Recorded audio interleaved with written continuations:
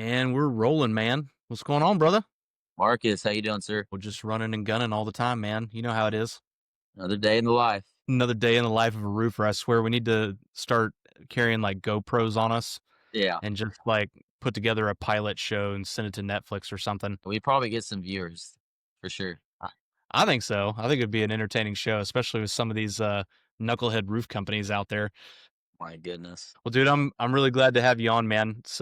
I've had quite a few people on so far, and we've been getting a lot of educational stuff to homeowners and stuff. But I'm excited to have a roofer on, kind of talk about what this industry is like from your perspective and interaction with homeowners and stuff like that. So I'm excited to have you on, man. Hey, appreciate it, man. I really do. Well, so talk to me a little bit about your company, man.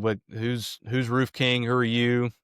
So, we're local here in Rockwall, really Heath, actually. Me and my dad are both owners of the company. He's a custom home builder. So we're, a sister company. It's a custom home builder. And kind of a little history on it. I used to build houses prior to roofing. And as I was building houses, I quickly realized I didn't want to do the whole entire process. So I said, you know what? I think I can do one thing and just try to focus on that. And then I kind of took off with that, and I said, I kind of enjoyed watching the roof go on, and just I said, I think I can do this. So kind of pivoted to roofing, and you know, kind of kick started it off like that. So, Nice, man. I mean, like I know, like with roofing, I've heard of contractors going into stuff like specialty roofing or like commercial jobs and stuff like that. Are y'all mostly on the commercial side, or do y'all do residential and stuff too? I'd say we're about 70% residential, 30, construction, sorry, commercial. So, but yeah, we do new construction, we do insurance claims, stuff like that. So retail, a little bit of everything, Gotcha. So repairs. you kind of still integrated with your dad still on the Oh home side, or yeah, so, with new construction, you hear new construction, a lot of other companies are like, "Oh man, I want to stay away from new construction. It's a pain."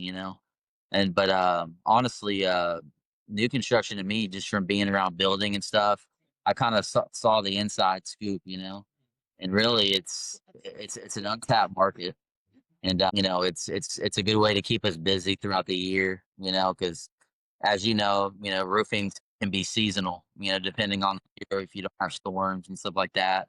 But new construction, niche market. We've been doing it for a while now, 5 years, something like that. So been definitely trial and error, just learning, what to and not to do to become a profitable company. So I'm yeah? enjoying it. I mean, how does dealing with insurance, you know, compare to retail stuff like home building and working Uh, with other general contractors, stuff like that? it's quite a difference, depending on what year we're looking at. I know the answer. I'm just trying to let the homeowners know what the answer is. Hey, so no, yeah, the answer is we like insurance claims. We really do. So it's a lot smoother process for us. So Nice. yeah. Well, cool, man. Well, I mean, I know this industry in general has grown like crazy in Yeah. just the last 5 years. Oh yeah. There used to be a couple hundred, maybe a couple thousand in DFW, and now, I mean, just a couple years ago, I think it was 2 or 3 years ago, it was estimated there was about 5,000 roofing contractors in DFW. Just in the last 2 years, it's estimated to have grown above eight. So this industry is kind of like the modern day gold rush. 100% is. It's just crazy watching it grow. It's like, each year it's evolving, you know. And that's what I've kind of just transitioned to. I'm like, it's the continued education on just the shingles and specialty roofs. I mean, you're learning new stuff every day, and you have to adapt. So that's something that's really been, good for me and my sales guys. It's just seeing the trends, because some of them have been with me for over 2 years. So it's kind Yeah. of cool watching it evolve for sure. Well, I know, like I said, just a few years ago, there was still 5,000. Now it's over eight, and I think it's still growing. And Yeah. I know that this particular market in DFW is the number one hail and wind market in the country, mostly hail.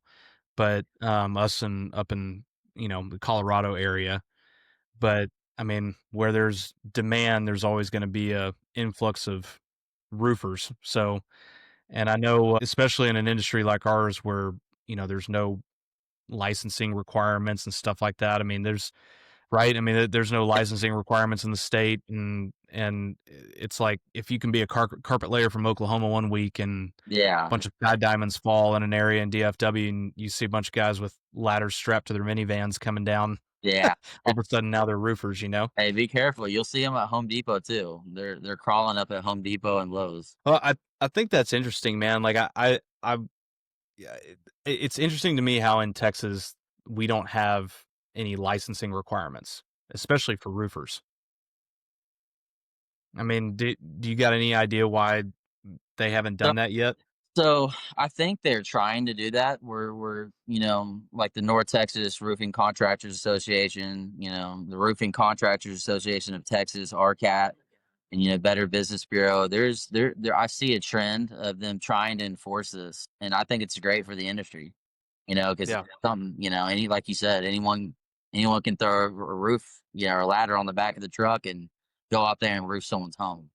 I mean, that sounds like liability. I think it's important, man. I mean, when I'm roofing a house and we pull a permit, right? If there's certain things that we have to pass on the permit in order to get that permit closed out. And some of those things are very like high liability. Yeah. Like, I mean, if they've got a gas furnace or a gas water heater and those stacks protrude through the ceiling, I mean, if that's within 1 inch of touching any other materials, the whole house can potentially burn down. Yeah. If if that stack becomes disconnected while we're re-roofing the house, Uh-huh. that carbon monoxide can overflow into the house and kill people in their sleep. That's true. So you're up on this roof, you're tossing stuff around, you can pop electrical lines, you can pop plumbing lines. Yep, I mean, there's a lot of liabilities. Why wouldn't you have a licensing requirement here? exactly. I mean, you know, And I could really touch on that too because, obviously we're not perfect, so things will pop up like that, but we try to it's stress construction, man. Poo poo happens. hey, it happens. But that's why we're to get with a company that will, as a standard, get in the attic, do pre-attic inspections and after. Because like you said, the carbon monoxide and hitting AC lines, all that, and sometimes like a gas line, you won't be able to hear it. It'll be a slow leak, and then a year you get a call, the homeowner will get a call, so and they smell gas. So that's why Yeah. it's so important to really get in that attic and really do the due diligence for the homeowner's sake, and that comes with credibility for the home. Give some more detail about that though. Like explain a little bit more detail what you're talking about for people that don't know of the importance of doing a an attic inspection prior to doing the work and then doing one after. So the reason we do that is the first thing we do is we get in the attic when we see gas lines on the side of the house. You get up in there and you're looking at the decking, right? Because sometimes in the older homes they run those gas lines right next to the decking, and the coil nails are an inch and a quarter thickness or an inch and a quarter long. So when they shoot their nails into that shingle, there's opportunity that if it's an older home, we could hit a line. So that's the first thing we're doing is we're scavenging, looking in the attic, saying, "Hey, where's the lines at? Is there any gas lines, AC lines hugging the decking?" And then that's like the main reason, like we get up there obviously after, just to make sure everything's good, the water heaters are intact. Because as you know, Marcus, sometimes when those, when they're changing all the caps on the roof, sometimes when you're manipulating the furnace and it comes disconnected. So, and usually a good roofer will be, they'll tell you, hey, something came loose, and they'll let you Yeah. know, and that's why we get in the attic after. So, Well, I think for people listening, that's a really good prerequisite question to ask your roofer. yeah. And, when you guys are putting the roof on, you guys do any attic inspections. And if your roofer looks at you and goes, "What for?" I think that's I think that's a red flag. And I think it's something I think it's a good prerequisite question to ask your contractor because if you know that, if your equipment is electrical, really the only thing you've got to pay attention to is if a plumbing line is running up against the decking or maybe an AC line because you don't want to pop either one of those and cause a lot of issues. But Yeah. bigger problem in my mind is if the house can burn down or carbon monoxide flows through the house.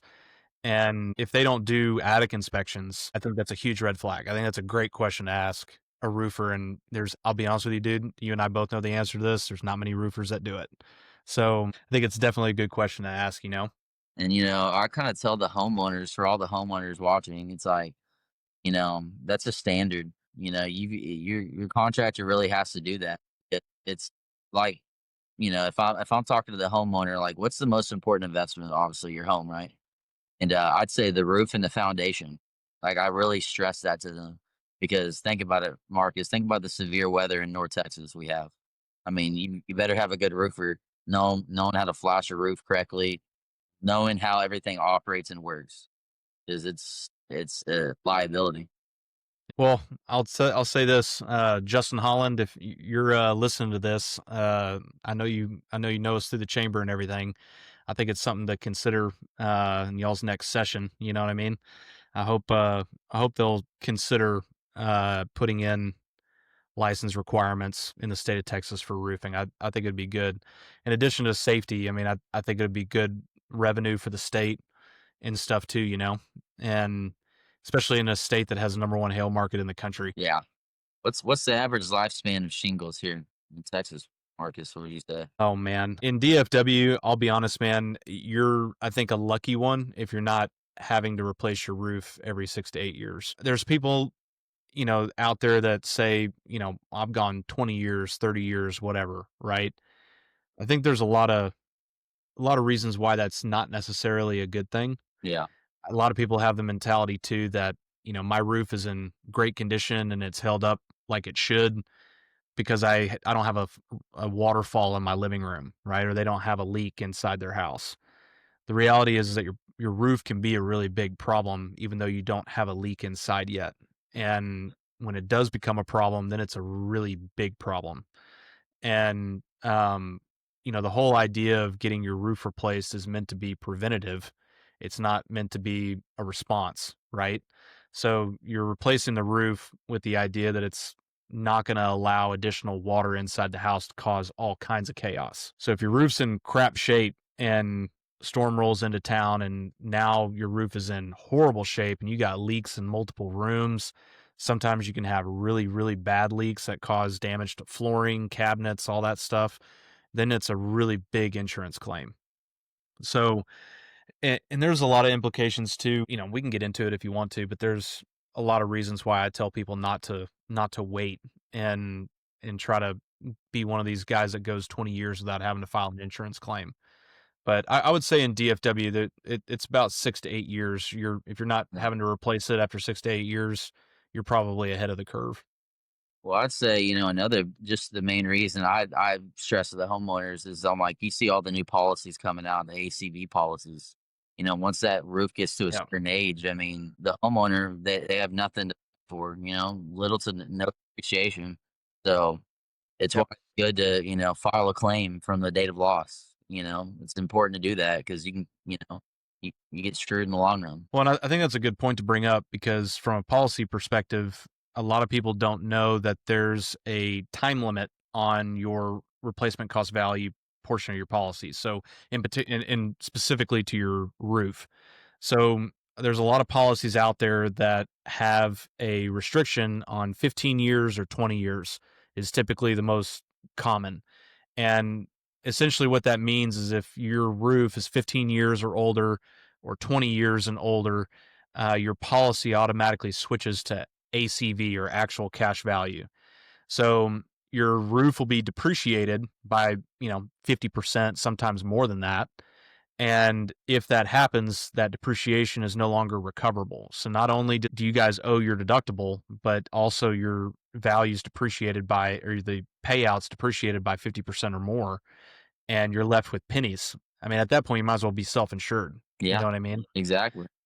So I think that's always a really good question to ask your agent whenever you're getting a policy and say, hey, I understand now it's replacement cost value, but is there a time limit Yeah. where that switches? Does the roof switch to ACV ever in the policy? And if so, what year mark does that switch to? Is that 15 years, 20 years? When does that switch? Yeah, exactly. And then obviously timelines on when you do get a claim. It's like you have that window of time or you will lose out in depreciation. Some Yep. policies 1, 2 years, and just it's good to read the the fine print sometimes, right? Yeah. No, and there's some different levels there on when you can recover depreciation on your insurance claims. Most policies from the date of loss, you have 1 year to perform the work, and you as long as you do it inside that year, you have full replacement cost Yep. value. If it goes some policies have that at 18 months, some policies are less. You just have to read the policy and know which one it is, but most policies are at about a year from the date of Yeah. loss. Sometimes that's a year from the ACV payment. So what that means is, let's say the loss was in January and you didn't file the claim until March or Yeah. April, and that when they release that first ACV payment to Uh, you after they come out and inspect and everything, let's say that doesn't happen until May. Some policies say from the date of the first ACV payment or an ACV payment. USAA's policies say that quite a bit, that it's actually a year or 18 months from the first payment that was dished yeah. out, or a ACV payment is dished Okay. out. Hey, and I'm a student So, of the game, and I love learning, and that's one thing that you've always done is I've looked up to Marcus as a mentor. You know, these things are you're learning new things every day about policy, and there's a fine line with policy. As a contractor, you can only advise about a policy. You need a license, a public adjuster to speak policy on the file. yeah. All right, guys. Sorry about that. Technical difficulties, and Connor's out in his truck Yeah, now. So there we go. I swear, you're like anti technology. Hey, Like you're the most anti technology person I've. And I thought I was bad. Technology has an issue with me yeah. sometimes. Like I thought I was bad. You are way worse than me. Well, you know where that stems from, Marcus? It's a long line of contractors that are old school, those paper guys. I've had to evolve, like throughout the years of roofing, it's like each year I'm leveling up on my knowledge and stuff, and hey, I am getting there. I'm getting better. So that's all I can ask for here. So and It's just in your it's in the blood, huh? bloodline, No, man. no better excuse than that. Exactly, exactly. Well, at least this way, it looks like you're in the truck and looks like you're on a job site and Hey, looks like you're well, actually first of doing all, this something. is the second office. I'm sitting here in my cook's office looking like I'm a content creator, podcaster professionally, and you actually look like you're out on a job site working. So, Hey, I've got like those cops how they work in their vehicles. You can work. This is the second office in the vehicle, so the majority of the day is on for site. sure. I'm in the car working, so and I'm always on the phone, so I gotta constantly have my phone charged. So it's a miracle that we get this Yeah. hour time spent together. Trust me, you and I have tried to do this a We have, couple times, and it has fallen through almost every yeah. time. One of us usually calls the other and is like, "Hey, sorry, man, got a inspection that popped up. Hey, adjuster appointment. Got a new client. Got to run over there and go knock Hey, it out." homeowners, I've got one thing to say. If your contractor is really busy, that's probably a good thing. That's a really good thing that they're busy because they're busy for a reason. We're always on Yeah. jobs. We're always getting calls at the last minute to do things. So response time, we're there. Yeah. Good deal, man. You were saying some nice stuff, man, and I just I appreciate you and saying those Yeah. things, and like you're talking about tossing ideas off each other and all that kind of Yeah. stuff. And dude, you and I have been on so many hunting trips, and we've talked about this industry until we're blue in the Yeah. face, and that's why I wanted to get you on here, man, because it's like, how many times have you and I had a conversation where we just wish we had a Oh, video yeah. camera on us Yeah. 3 hours later, It's, you the know? homeowners need to hear this sometimes. So that's good stuff, and yeah, I Yeah. appreciate that. And we're always, we're here in Rockwall together. We always see these out of towners come in, and there's plenty of work here, in Rockwall. And that's what I like about Rockwall though is that they're good at keeping it local, or it's progressing that way. So Yeah. Well, and because I know you and I kind of work this Rockwall, Heath, East Dallas yeah, area, but I know you travel all over DFW yeah, though I too, don't do. you? We're all over the place. I say DFW, but if a job were to come up and let's just say it was in Austin or San Antonio or something like that. We have the capabilities to do it. Yeah.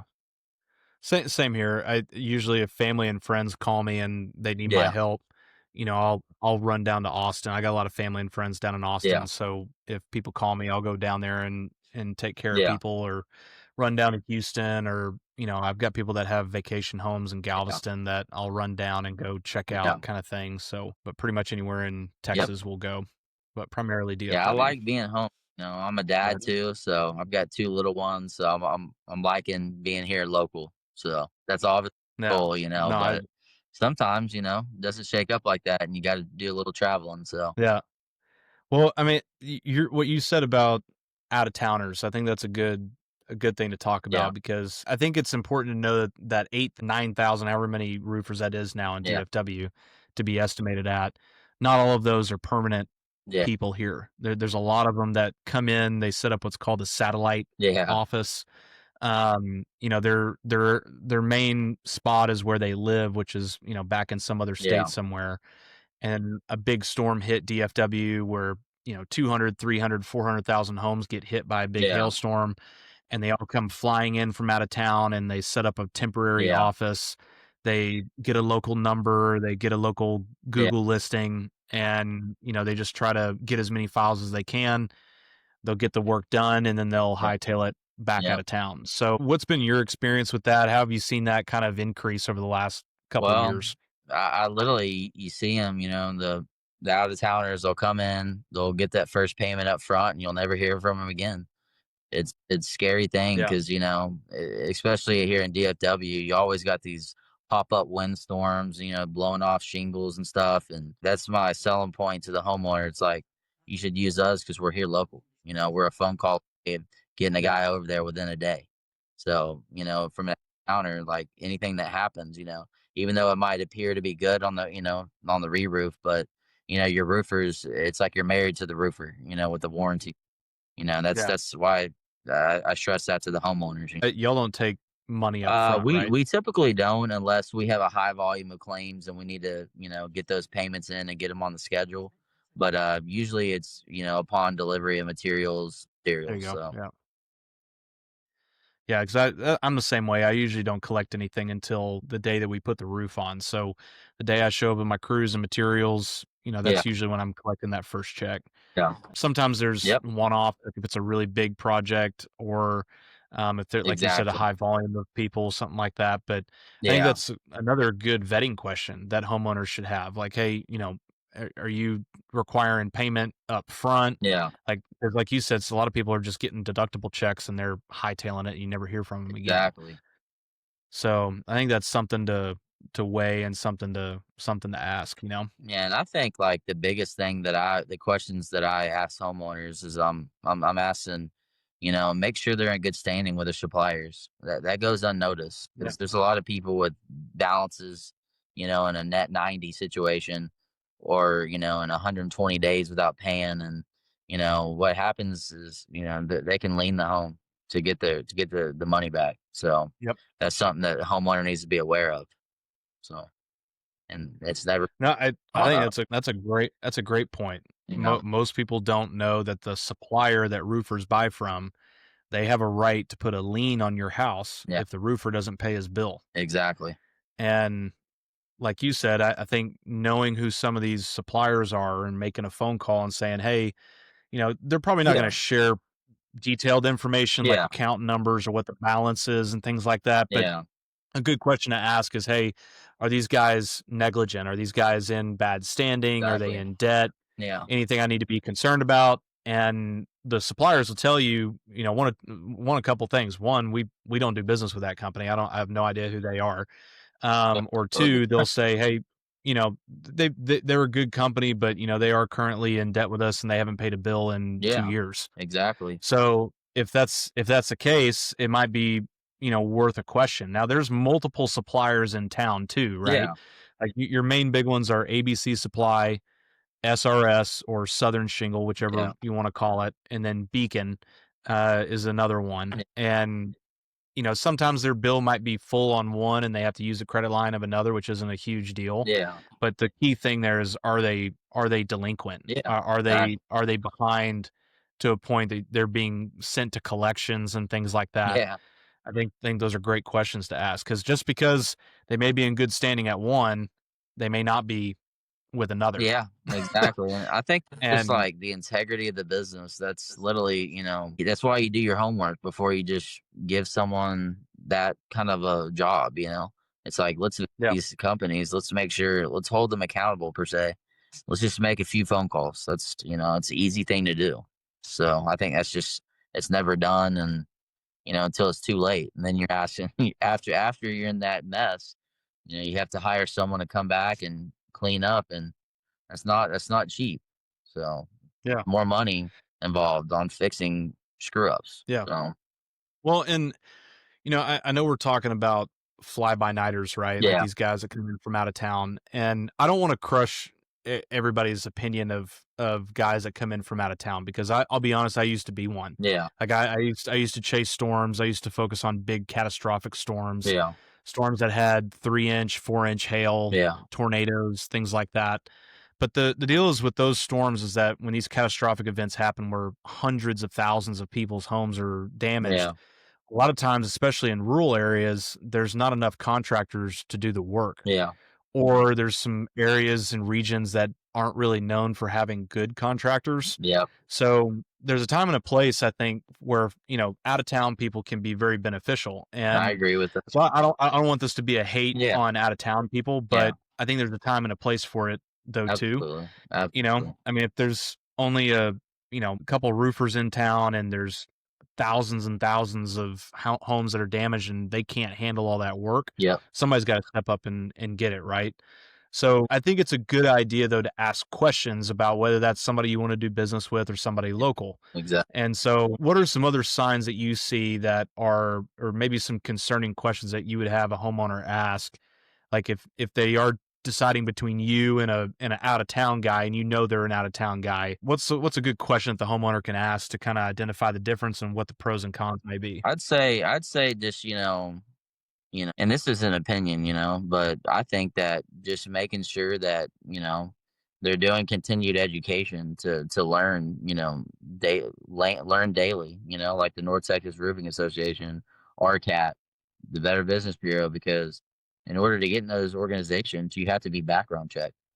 So I Yeah, think that levels the playing field. It's like that kind of comes hand in hand to me, but it's an opinion, of course, but I think just that continued education, because it's getting competitive out there. There's a lot of companies. There's a lot of good ones here, and we've got to. I'd say that's like the biggest deal right there to me is just kind of, are they on these organizations? Do they check all the boxes? yeah. I think that's a big deal. I think another good question to ask too is that there's pros and cons for doing work with somebody that's Yeah, normally an out of town company versus somebody that's local. yeah, And if there's somebody that's local or there's a really good selection of people that are local, there's definitely going to be pros and cons, right?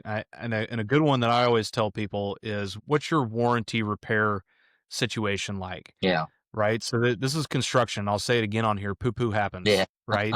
It's construction. It yeah, happens. The companies that separate themselves in reputation and the ones that are local, I think a big difference is going to be how they respond when things do go wrong, right? exactly. So if something goes wrong, how do you guys respond to it, right? So if Yeah, they slap your roof on and they slap everybody else's roof on, they hightail it out of town, and yeah, 6 months later, it's rain season and all of a sudden you start having leaks, yeah, how do you guys handle your warranty repairs? Do y'all have a team that stays here permanently? Do y'all have to send somebody yeah, to come and do that? And I think those are all pros and cons for you to weigh of whether you want to do business with somebody from out of town. yep. That's And 100% true. there are groups that have, their main office may be in a different state, but they do have a permanent staff of people in this local area. Yeah, And so if that's the case, I would feel better ab- as a homeowner, absolutely. right?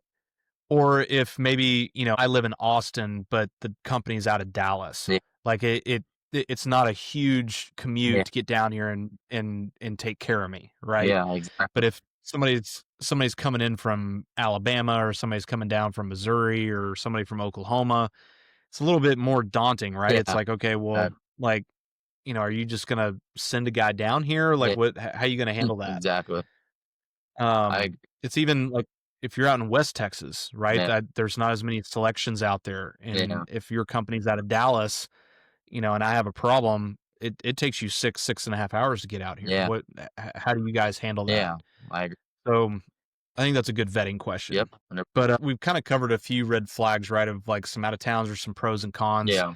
But like just even out of the local companies, right? I Nice. mean, 8,000 roofing contractors. How does a homeowner choose who to go with, right? I mean, outside of them going trial and error, right? They hire a guy, it's the worst experience of their life, and they go, never hiring that guy again. Yeah. How can somebody, kind of be able to vet some of these people? How can they? I just think it's, there's a couple components to this. I think, it's obviously knowledge, how well can you educate the customer and take them through the process, in a smooth, timely fashion, because there's urgency on every file. So I think that's number one reason. But number two is working with the salesman. Do they enjoy working with the salesman? Because it can be a long process. It may seem like a just quick deal, but I mean this it's a 2 to 3 month process in some cases with supplementing and stuff like that. So Yeah, you're in it for the long haul with this company. When you choose that contractor to do business with. So I think that's kind of the 1 2 things that I would consider. Just do you like working with the person? I mean that's a big deal. So yeah. Well, and I think, just having some way of yeah, double checking who they are. I think calling the supplier is a good yeah, one, right? If they don't have a credit line, or, the guys around there may know them, they may not. yeah, There's a lot of roofers here, so you can't 100% rely on that. yeah, But if you hear their name at the supplier, and then you also see that they're part of a chamber of commerce, yeah. a lot of roofers don't pay for that unless they're a local company because they know it pays off, right? Exactly. The guys that are coming in for a couple months and then leaving, they're more than likely not going to spend money on something like that. Yeah. There's something that's kind of been up in the air for me, and I see the need for it to an extent, but cold calls. Yeah. And I just, that's something that's gotten really popular over the last few years. And I know there's a lot of roofers that use it, and I'm not trying to step on anybody's toes, but because there's local companies who use these cold call companies too. Yeah. And if you feel like the person calling you doesn't really know a lot about your area, it's probably because they're not from your area. Yeah. Exactly. So I think it's a good thing to consider. And again, I know really large roofing companies that use cold call companies, Yeah. but if they're outsourcing that, to me, it's like, what else are they outsourcing? And I would hate to be a person that gets Yeah. to be some file on somebody's desk somewhere. Yeah. And I'm a more personal touch guy, but you and I have smaller companies. So I think it's all kind of in perspective, That's true. right? But I think that's where like you said, that relationship with your contractor is really important. So even if you did decide to go with one of these bigger companies that does utilize some of those things, if your roofer that originally came out and did the inspection, and all of a sudden he just disappears on you, and Yeah. you're getting passed off to a different department and all that kind of stuff, Yeah. I think that's a pro and a con to weigh, Yeah. and I think it's something to consider. Yes, sir. Absolutely. But I think checking on some of those things with your local chamber, obviously digging into Google Yeah. reviews. There's some tricks there of going back to the reviews and seeing how old Yeah. the oldest review Yeah. is. Exactly. Um, a lot of times these roofing companies may have 50 reviews on there, but they've all been put up in the last 30 Yeah. days. Exactly. Um, Call. so it's kind of like, Yeah. you know, it's a little bit of a red flag, either that y'all are killing it and doing a shit ton of Yeah. business in a short amount of Yeah. time, or it's been created recently and not all of those reviews are 100% real. You know what I mean? So I Yeah. think Sorry. seeing how long they've been I in called. business. What's that? I said sorry. I'm having calls over here. Oh, You're good though. it's because you're a busy man. Yeah. I don't know. It's either that or the wife's ready for dinner. I'd be willing to bet it's getting to be about that. Maybe. Well, actually, we got swim lessons tonight, so swim lessons twice a week and t-ball. So we're getting busy. Slinging shingles and then slinging your kids into the deep end. Exactly. Well, man, I don't necessarily want you to give up, your secret Yeah. sauce, but what are some other red flags that you've seen out there that you can kind of enlighten the homeowners Whoa. about? Like whether it's Well, taking money up front, or there any other things that I don't kind of I pop think out the to you? number one thing is just looking at, you see some of these roofers, they've got cool YouTube pages like janky roofers and stuff. Like when you're in the field, I'm sitting here looking, because new construction, how to properly flash a home, like you get up on the roofs and you see companies that reuse flashings and stuff like that. And it's like, hold on, we got to do it right here, And that's another kind of topic I wanted to literally talk about is, giving extended warranties and stuff like that. Reading the manufacturer specifications. There's a reason why the man specs, have flashing details and all these stuff because it's important if they're not done right. So, and that's the last thing a homeowner wants to Yeah, hear is these roofers are just getting, they don't know who's coming on the job. They work with multiple crews and they're just kind of rotating them, and just throwing it up there and seeing if it sticks kind of deal. So I think it's, yeah, just are they good? Do they have a, you know, do they have a rapport of using good guys? I think that's my biggest thing whenever I think roofing. It's to keep your family safe and doing it the right way. It's not just slapping a roof on one day and hightailing out of there. So yeah, that's really big. yeah.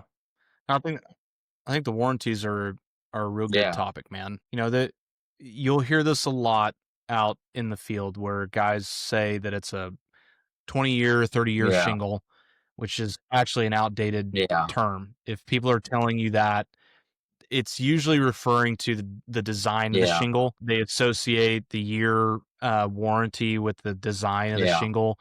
In other words, the 20-year shingle used to be a 3-tab yeah, shingle, or a shingle that doesn't have multiple layers to it, it's just a single yeah, tab, and then a 30-year was usually classified as an architectural yeah, shingle is what we call it now. But the deal is that terminology is a little yeah, outdated. So if somebody's still throwing around the terminology 20-year, 30-year yeah, shingle, it's an outdated term and it's dead in this industry. Even the 3 tabs are lifetime warranty shingles yeah, now. So it doesn't matter if you're in a 3 tab or a laminated, composition shingle or a architectural yeah, shingle category, or even a designer shingle. All of those are lifetime warranty shingles yeah, now. So I think it's good to know the difference there, and know that that's kind of outdated terminology now. yeah, But um, you know, there's obviously a difference in design, but the warranty I think is important because a lot of people just throw lifetime warranty out it's and they overpriced. just think that it covers all their Yeah, bases. Well, you actually, as a homeowner, if you ask them to explain what an extended yeah, warranty is, most roofers will look at them like a deer in the yeah, headlights, and they don't know what to yeah. say. So I don't want to give up the secret sauce too Oh, much, well, but and I think it's it's getting the industry better. It's like if I was a homeowner, I would want a full roofing system. That's the whole thing. Like when you give extended yeah, warranties, you have to match components. And I think that, yeah. it's by design to do that, Those high temp underlayments Well, and, the ice and water shields and stuff like that. It's high temp for a reason, because how many times yeah, after the winter snowmageddon did you see about, all leaks started happening because they didn't have ice and water and leak prone areas, you know? And I feel yeah. like that's important. Well, But yeah. and I'm No, not saying I you have to have an extended warranty or you're a bad roofer, but I'm just yeah. saying, I No, think yeah. that's it can be important, but Well, and I think when people are choosing a roofer though, and you're right that you don't have to you be know, you're not a yeah, bad you roofer if don't you don't offer extended exactly. warranties, right? But it's also one of those things though, it's a good question to ask as a homeowner that it's like, okay, well, if I'm spending my Yeah, deductible, if I'm choosing you as a contractor, am I getting the most for my yeah, money? And from what I've researched, it's estimated that only about 5, maybe 10% of roofers in the entire country offer extended yeah, warranties. And so I think it's something to ask. definitely. And and then too, even if they're not offering extended warranties, are you actually registering the Yeah, that warranty? is So like the roofer will sit there and go, "Oh yeah, well, it's a lifetime shingle." Well, did they even register your roofing yeah, system with the manufacturer? and Right? And you could get a yeah, certificate, some kinda document that's got your name and address on it, like what you and I know see like these extended warranty. The good plus, a lot of our business comes from real estate agents or insurance agents. Primarily real estate agents. And typically we get called out on, home inspector comes out, looks at the roof, does it's poo poo, and needs some work on it. So we come out there, and it's a big selling point for us. And I'm giving my secret sauce away, but it's something that they need to know. I think it's important. On the sale of the home, the next buyer gets a transferable warranty, like for a peace of mind for the family. Yeah, Like that's something like that's a selling point for the real estate agent. It's a selling point for you standing behind your work. You're doing good quality, because I don't want to knock some people, but that's the last thing on their mind. They're trying to slap it on and move on, you know, and that's yeah, nothing with roofing is just a quick turnaround like that. It's a forever deal. It's you're yeah. you're married to that homeowner, because every time it rains, you're thinking about it. And back in the day when you didn't know what you were doing, you thought about it, but once you know how to flash a home properly, you can go to bed with at peace. So Not getting phone calls in the middle of the exactly. night and shooting your guys out there Exactly. in rain gear, you Hey, know? all it takes is one time of you doing that, you won't do it again, I promise. So, we're not perfect. You get whacked on the jaw, you tend to learn your Exactly. lesson. Well, man, like, a lot of people to get some of these, terms mixed up versus, like, having a roofer versus a general Yeah. contractor, and I think it's important for people to understand, like, why you being a general contractor or a GC is important when you're dealing with an insurance claim. Like, 'cause there's more than one trade Yeah. involved, right? So, talk us through what it's like being a I GC mean, versus a if just you a ask the roofer. insurance company, overhead and profits, it's a lot of different answers, but I think it's the complexity of the job, like coordinating the job, and doing that seamlessly. Because that's a GC, in my opinion, is someone that can coordinate and facilitate that job in a timely manner, you know. And I feel and is knowledgeable about that. Goes kind of back to us talking about the attic, what a hot water heater is, and doing all this stuff. It's more than just roofing. There's half the time, you get called out for interior leaks. So you're doing tape bed and texture, you're doing, painting, floors, trim, and all that. So I think, just your ability to turnkey the job is a general contractor. And it's if you're not a general contractor, you shouldn't say you are because that's another liability. So just get it to someone who knows what they're doing because that's the last thing you want to do is just go in a home and just overpromise and underdeliver. But Well, and when these storms hit, right, it's not just the roof that got yeah, damaged, right? So you've got the roofing yeah, system, chimney cap, gutters, window screens, garage door. Sometimes you got interior leaks with drywall yeah, and paint. Sometimes those leaks are bad and it causes damage to cabinets, to yeah. flooring, fence work. I mean, Oh, there's a bunch of stuff that can go wrong in one of these storms, right? So you can go and you can get you a roofer, and then you gotta find you a gutter guy, then you gotta find you a painter, and you're acting like a GC, and if that's your game and you wanna, go through all that and vet everybody, that's your decision as a property owner, but I think having a general contractor is really yeah, valuable. Like you said, a yeah, turnkey guy. Instead of dealing with a yeah, bunch of knuckleheads, you only gotta exactly. deal with one, right? So, if something goes wrong or something needs to be fixed, you just call one guy and it gets taken care of. So I think that's a big thing to consider when you're shopping roofing companies or general Yes, I contractors. agree.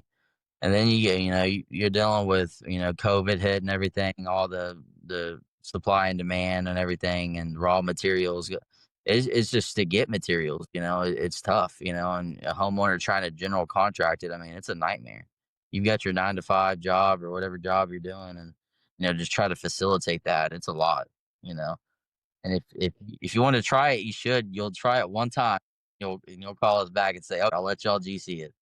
I'll let y'all coordinate. I I don't don't wanna wanna do do this it ever again. again." I appreciate you guys and all the crap that Yeah, y'all put up exactly. with. Well, like, whenever because we get, 2 or 3 hailstorms a year Yeah, in DFW, right? So we get more hailstorms above 1 inch than yeah. anywhere else in the country. It makes us number 1 hail market in the country.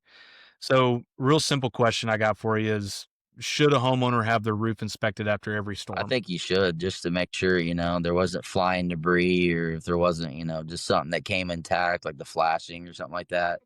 I think that falls under kind of a preventative maintenance package, to acquire the customer, with a peace of mind that, okay, the storm came, it's fine though. and then that comes with overall Yeah. maintenance, per se. Say, there's gutters that are filled up with debris and, with leaves and stuff like that. And, that water can fill those gutters up and come behind the drip edge. So it's just, or you got rodents on the roof, or there's, birds that are pecking at the ridge and hip cap. It's just good to have someone up there. So sorry, man, I'm on the phone. Right? Sorry, one of the sales guys came to the office. You gotta edit that Yeah, part out too, right? But no, I think that's a good perspective, man, and I think that's true, and I think a lot of people get hesitant to do it because they think that they're gonna try to get yeah, sold, exactly. right? How do you approach those inspections of, throwing up against the wall to see if it sticks versus actually just you would rather just go through a good inspection and get a customer for life than a quick turn and burn? So, if you had asked me years ago, my answer would change. But now it's kind of like I've got my niche market of customers that I like to deal with. That someone that lets you have the control of the file. There's a reason why we're professionals in this, and I think it's vital to have that.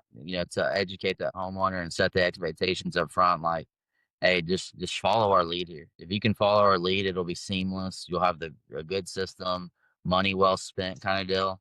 So I don't know if that answered your question, but that's kind of where my head went. Yeah, no, that's good, man. You know, I wanted to touch a little bit on, if you're gonna get your home looked at on a regular basis, that kind of goes hand in hand with having somebody Yeah, that you trust, right? So if I will tell you that there's not a shortage of people or shortage of roofing companies in DFW that will inspect your house for yeah, free. Now, that being said, there's guys that will sell you, and then there's guys that will kind of present you with the information and let you yeah, make the call, right? So when I get sent up on inspections, I do encourage people all the time. And some of my other episodes will dig more into detail as to yeah, why that is. But um, it, it's a good idea to get your roof inspected after yeah, every storm. And if you've got a relationship with a roofer that you know and that you trust, or it's been referred to you by a good yeah, source, that guy will not have a problem coming out and checking on your yeah, roof for free. And when they're there, they'll tell you the truth about what's up there. They'll say, "Hey, it's probably looking 50-50 on whether this would mm, get bought or not." Right. Or, they'll say, "Hey, your roof is fine, but you got this going on up there." Not everybody climbs their roof on a regular basis. Right. So I run into that all the time where the roof is in pretty good shape, but the siding around the chimney is in really bad shape. You got squirrels pecking at yeah. You holes see, and cornice returns and yeah, stuff like that, and um, or there's a lot of roofers don't use good sealant on the exposed nail yeah, fasteners or absolutely. flashings, so a lot of times that sealant deteriorates. So worst case, you need a tune up, and I sell tune ups all the time where it's like, hey, you might spend $700, but it's a Yeah, preventative measure. You know that you're watertight, and the next time a storm rolls in, you know who you're exactly. calling. So these guys are trying to push the envelope and trying to circle bird shit and call it a Yeah, hail hit. Um, and if the guy's not showing you what he's seeing up there, I think that's a big indicator too, right? Like I have photos that I bring down and I show the homeowner, hey, this is what you got yeah. going on up here, and walking them through some of those photos, I think is a really Yeah, good like, tool. we have company cam and we can actually add the homeowner as a collaborator so they can see the entire process if they want. They can see, oh, this is tear off, this is how many layers of felt I have. This is them replacing the vents and stuff like that. Everything you promise up front, it's a good transparency kind of thing where they can see it. So, and there's other apps like that we have, but that's I feel like that's a peace of mind for the homeowner, just making sure that, hey, they're holding up on their end of the bargain because half the time the homeowners don't know what a vent is. They don't know what a vert cap is or, Yeah. dryer vent, stuff like that.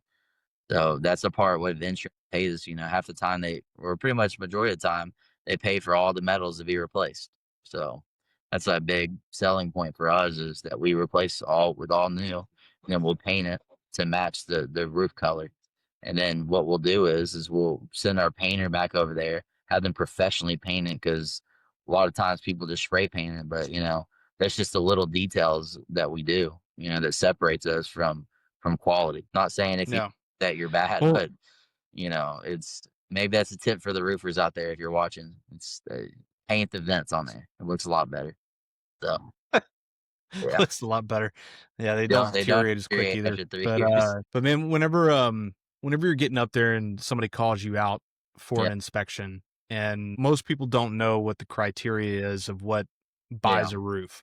So when you get up there, what are you typically looking for when you do get up there? And then like once you're up there and you're looking around, you see stuff going on. What's kind of the criteria for getting a roof paid for by So the first insurance? thing I do obviously is I look at the age of the roof, you know. I just decide how old is it?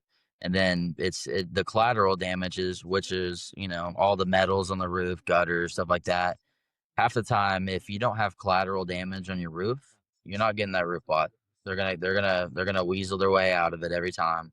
So it's got to match, you know. Like we pull hell reports on a property. So when we pull up to a property, we get the impact report. It shows the size of hell that fell there, what time it did, the date, and everything.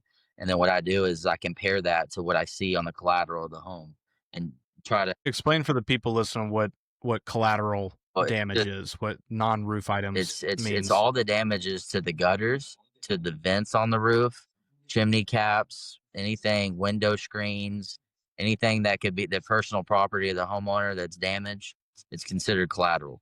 So that's the first thing as the roofing company when they pull up to the home is that's on the ground. They go do their inspections. You know, front elevation, right elevation. They walk around the perimeters and they look at that. So that's the first thing I do is look at those because if they're not damaged, the insurance company adjuster is going to say, well, it didn't. So if it didn't, why didn't it damage the collateral damage? And you're saying there's damage on the roof. So that's the first thing I Yeah. look at, obviously, and then depending on the insurance company, you got a test square of 10 by 10 section, and you need to have typically 7 to 8 hits per 10 by 10 section on the north, east, and south face. You know, usually three faces, but I've seen them now moving to more than three faces. You know, it's every side of the house Hmm. now, so it's evolving in that what I've seen. But and a hit just got to puncture through the shingle. It's got to damage the performance of that shingle. That's what I've been seeing lately. You know, they're showing those 1 inch hell, and they're calling that blistering now. The old damage blistering every time. So that's what I've been seeing in the field a lot. Yeah. No, I always tell people too that there's some indicators that they Yeah, can look for to justify whether or not they need to call a roofer to come inspect their home. Because usually, you, the roofer, you're the first guy on site. You're usually the yeah, first guy that they call to see if they need a new yeah, roof or not. Sometimes homeowners will call their carrier yeah, directly right from the start if it's a good yeah, enough storm, but other times they want you to come out and look at it. So I usually tell people that if there's take a walk around your property and see if you can find some things. So all your downspouts that come down on your gutters, that's softer metal. Usually 1 inch or larger hail will yeah, cause dents in those yeah, gutter downspouts. Take a look at your downspouts. Make sure you're checking all the elevations and see if you can find some dents.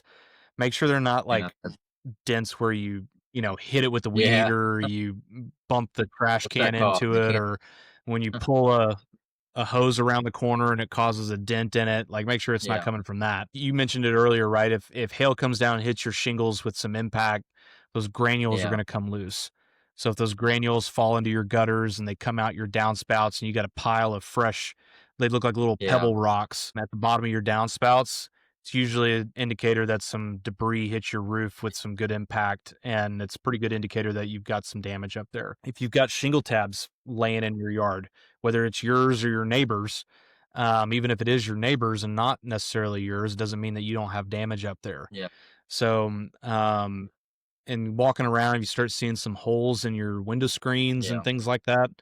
Those are all usually some pretty good signs to go ahead and call your roofer and have them Yep, have them exactly. come out. I don't know what your threshold is, but I usually tell people that, hey, if you've had hail roughly about the size of a quarter or larger, Yeah, call me. If it's smaller than that, it's probably pretty rare that it'll do damage. And I say that in terms of age of the roof plays into factor too, right? So if it's a 2 year old roof and you got marble size hail, probably yeah, didn't do a whole lot. If it's a 15-year-old roof and it was pretty Yeah. hard hail and it stayed frozen for a while after Yeah. it fell on the ground, it's still possible. So kind of weigh that, but usually a good indicator I say is Yeah, usually a and for quarter. homeowners, still, I think it's just good to have someone come out for a peace of mind, because that's one thing we stress. It's like longevity. It's like we're not just here to just the opportunity came to get a new roof, and we're going to be gone next year. We're here for the long run, and Yeah. that's our job to kind of stick with a customer like that and be their guy for not just only a full roof but repairs as well.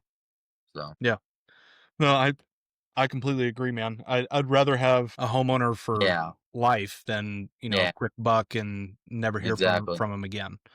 So, I think having that peace of mind is good. And if you don't get the business now, I'll Yeah, get it from you exactly. later. And I'd rather be honest with you and upfront than try to push the issue and, Yeah. you know, make you feel uncomfortable or, not do a Yeah, good and I job for say you. all the time, to all my guys, it's like, if you have a pipeline of customers and there's 10 people in your pipeline, only 3 of them are going to go through that month. It's just timing is everything. You don't want to over push the envelope like you're saying, because the homeowner, they're always in the driver's seat. At the end of the day, it's their home and their timeline with things and events in their life. It's like you got to consider that. Because it is a long process. It's Yeah. not whoever says it's a simple process is lying because it's not. Well, it can be simple. It Yeah. can be simple, but you know, typically time or time it's not the long. Well, I mean, while we're on the Yeah, topic of how, complicated this process can be sometimes, I think there's a reason why you want to have an yeah, expensive roofer. When it comes to insurance, I don't understand why people want to have yeah, somebody that wants to get a deal or wants to get yeah, something cheap. At the end of the day, the only person you're saving money is yeah, the insurance carrier. I mean, when you're dealing with an yeah, insurance claim, it doesn't matter whether they pay you 30,000 or yeah, 100,000. Your deductible is your deductible. So I mean, to me, it makes sense that you would want a roofer who's yeah. not the cheapest, that is gonna get you the most amount for Bang, your bang for money. your buck. Yeah. So when these people I get asked a lot, why do these roofs Yeah, cost so much? And it's like, well, first of all, we're dealing with insurance. If it was yeah, retail, probably wouldn't have to be as yeah, much expense exactly. in it. But two, you know, there's a lot that goes into this, and if you are getting a guy that's cheap, he's gonna whether it's not taking off all the Yeah, underlayment, reusing components of the yeah, roofing system, mixing and matching components that unknowingly to you just voided your warranty on the roof. get There's a lot of reasons that you don't want a yeah. cheap Half the roofer. time they're getting it from cheap roofs from like little third party supply houses that are like for just old shingles. So they do that, and you don't know they're mixing lots and stuff like that, lots where the shingles are stored, and then Mhm. you got different slopes with different lot shingles, and it's terrible.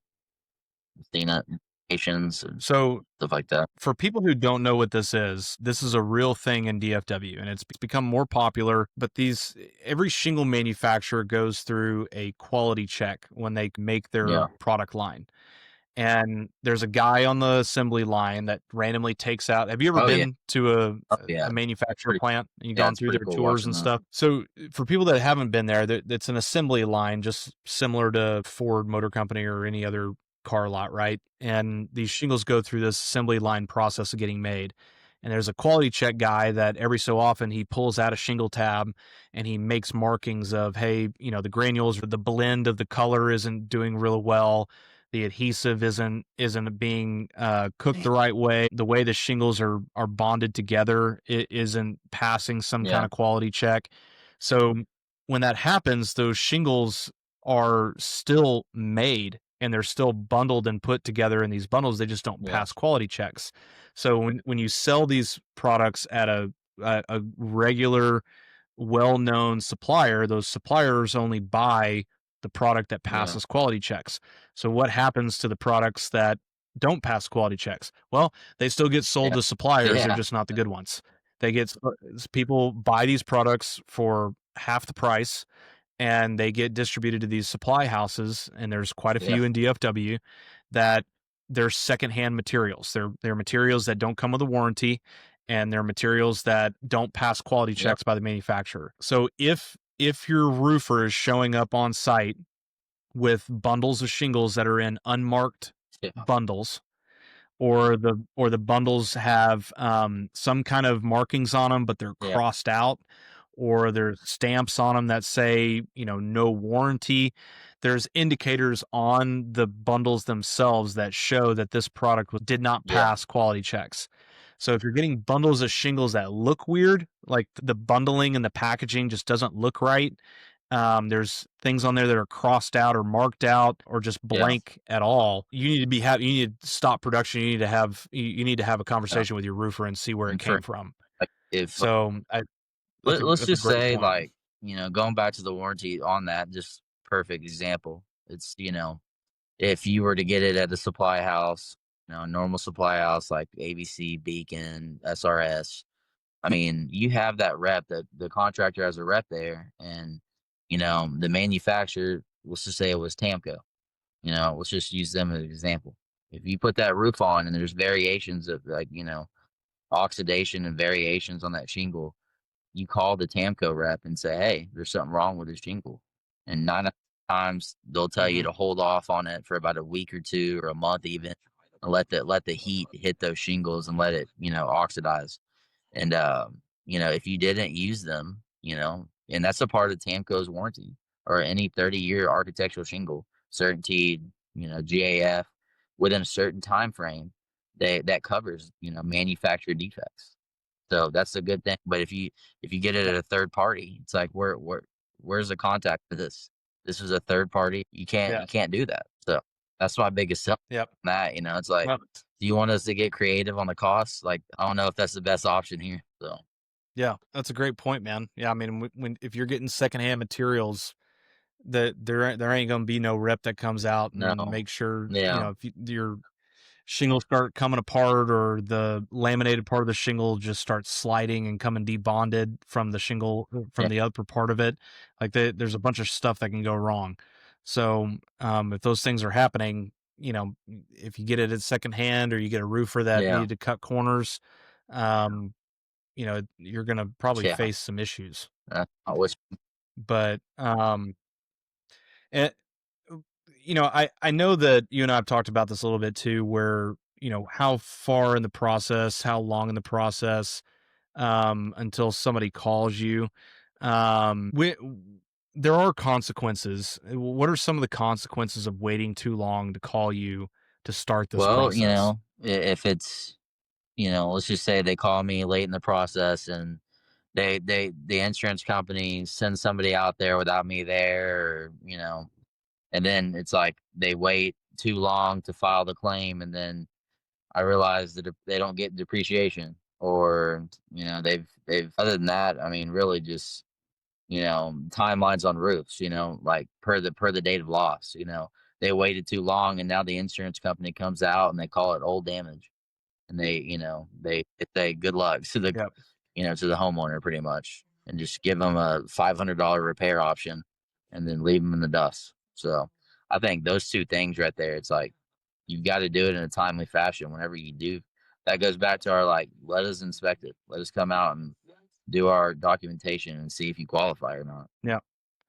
Well, and I know it's common that a lot of people they say, I want to wait for all the riffraff to get out of town, right? So they want to try to make it where all the out of town Yeah. people are not here, or at least Yeah. not as many of them.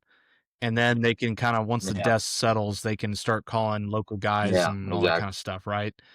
Um, the, there's a problem though if you wait too long, and I tell everybody if you want to, if you get your roofer out and take a look at it, you don't have Yeah. to file a claim Yeah. right that second, right? But at Yeah. least have it looked at. So have your guy come out and look at it, and if you don't want to actually do anything until a month or two later, that's fine. But at least get him out there and come take a look at it and There you know go. where you stand, right? Um, there's implications on from a policy perspective that if you don't get it looked at and you have a duty per the policy to mitigate further risk or further damages from Yeah. happening to the property. There's always a potential that if a roof or if a carrier really wanted to stick it to you, that if you waited 6 months, Yeah. 8 months, 9 months Yeah. to do anything, about it, they could deny parts of your coverage Yeah. or parts of your claim because you didn't take quick action to mitigate damages. Like if a 3-inch Uh-huh. hailstorm happened and you didn't have anybody look at your roof, and then 6 months later you got a really bad leak Yeah. inside your house, there's a possibility they can look at you and go, "Well, you knew 3-inch hail dropped at your property, like, why didn't you have anybody come look at it? Why didn't you Exactly. call us?"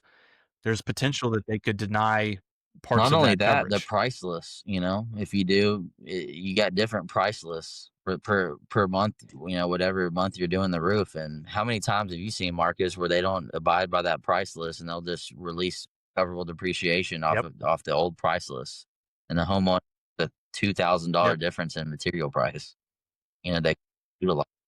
I literally just got an email notification from ABC before Yeah, we did this podcast yeah, that, they're so doing does another beacon. price increase. So but you're absolutely right. I mean, since COVID happened, and supply chain issues, supply and demand issues, commuting issues, distribution, like there's been a lot of issues that have caused Yeah, prices to fluctuate, and it's just been a steady increase yeah, in those price lists.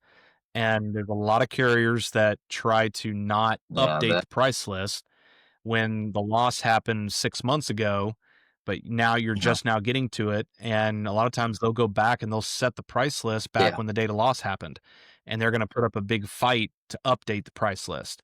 So now you or your roofer are put in a really yeah, bad position where you're either gonna have to come up with yeah, the difference in cost, or you're gonna have to spend money that you otherwise wouldn't have to try and fight the yeah, carrier in certain ways, or you're gonna ask your roofer to yeah, swallow that cost.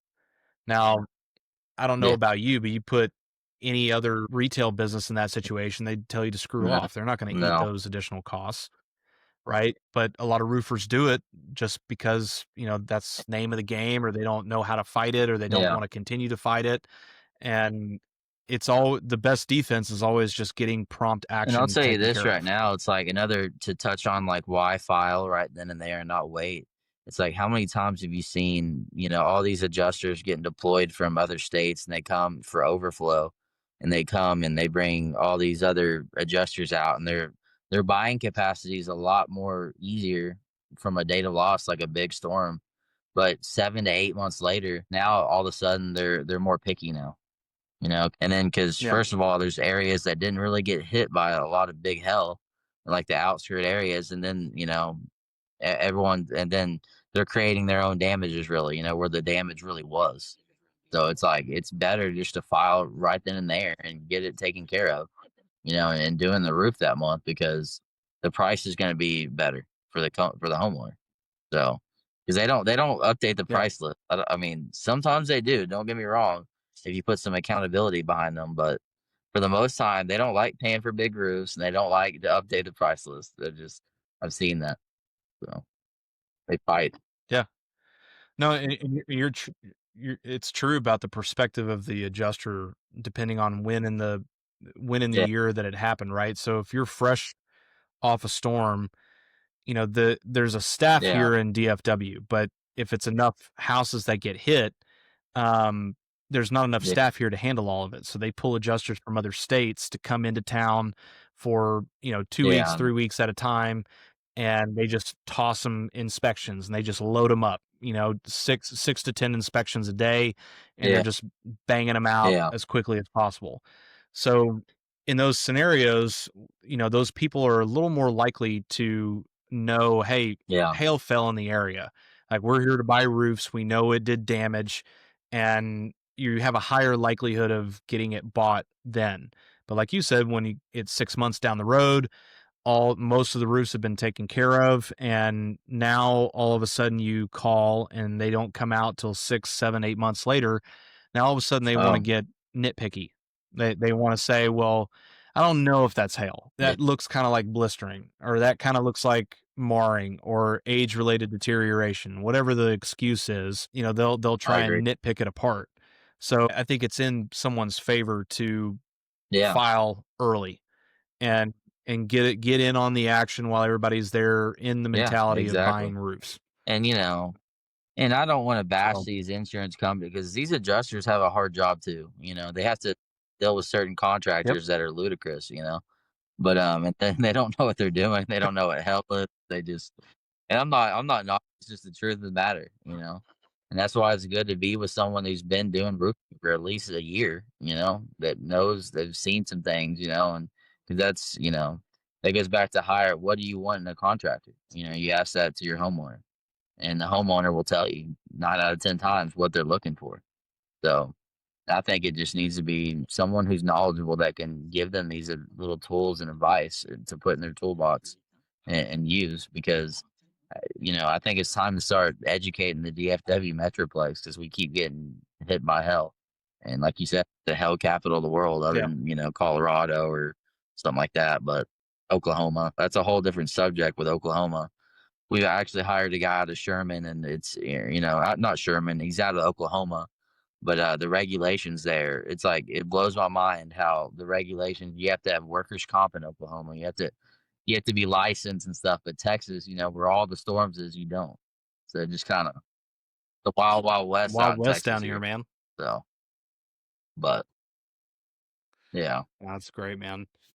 No, dude, yeah, this has been great, dude. I'm yeah, really glad that you came on and we got a chance to kind of yeah, talk through some stuff. I'm hoping it yeah, enlightened some people and gave some people yeah, some exactly. info, you For know? any roofers out there watching, no, no, no offense to anything today. But, yeah, but here's the thing. There's enough work for everybody. There really is. There's, Yeah. roofers helping roofers. There's great organizations out there that truly care about the home. And I can get behind someone that's like Marcus or like any other roofing company. It's like they're doing what's right. Like that's all I can ask for. Holding the whole standard because there's work Yeah. for everybody. Yeah, no, and I you said it right. I mean, roofers helping roofers, like everybody getting better as a whole in the industry. I think it's what is going to drive this whole thing forward to better regulation and easier ways for homeowners to know who's on that Yeah, level and that tier and be able to distinguish the exactly. differences between them.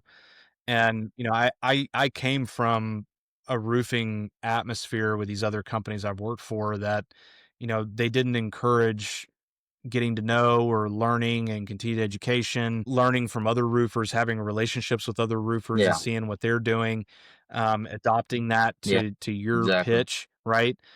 And it wasn't until I got away from those atmospheres that I began to have relationships with other roofers, and I'm like, wow, this is a Yeah, lot better when you yeah, know other people in the industry and other guys are helping you get better. yeah, Iron sharpens iron, right? So that's why I like having, yeah. a friendship Appreciate with you and quite a few other guys. And, if you got something that's working and, hey man, this Yeah, is something I've been doing. yeah, It's been working really well.